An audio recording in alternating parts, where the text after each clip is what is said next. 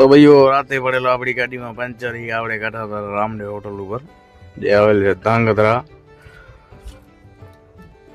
તો જય શ્રી રામ, જય મહારાજ બધા ભાઈઓને.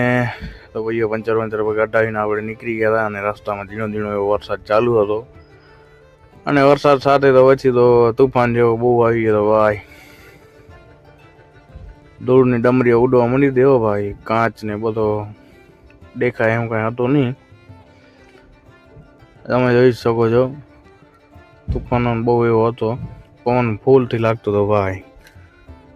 એટલે આપણે રાતે તો આપણે સુઈ ગયા હતા અને ગોવિંદભાઈ લઈ આવતા હતા અને સવારના કંપની આપણે ઉઠ્યા. ગોવિંદભાઈએ પહોંચી ગયા હતા કંપની ઉપર અને થોડી વાર આપણે ગાડીમાં બેઠા અને જોગીભાઈ કરતા હતા આપણી ગાડી સાફ બાફ બધો કરતા હતા અને ભાઈએ ગાડી સાફ બાફ કરી નાખી. એટલી વાર પછી આવી ગયો હતો આપણી ગાડીનો નંબર.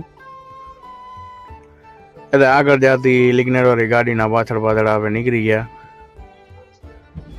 અને રસ્તામાં થોડું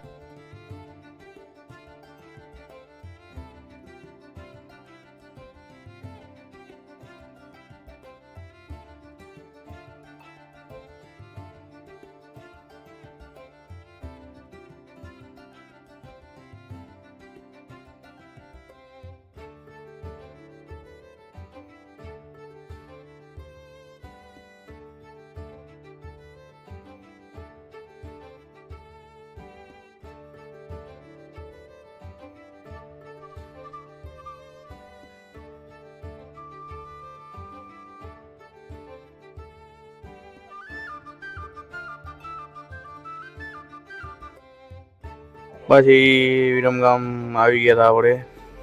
ત્યાં રબારીભાઈની જ હોટલ છે એટલે ને આ રોટલો બોટલો જમી અને પછી આગળ આવી ગયા હતા વિરમગામ હોટલ ઉપર.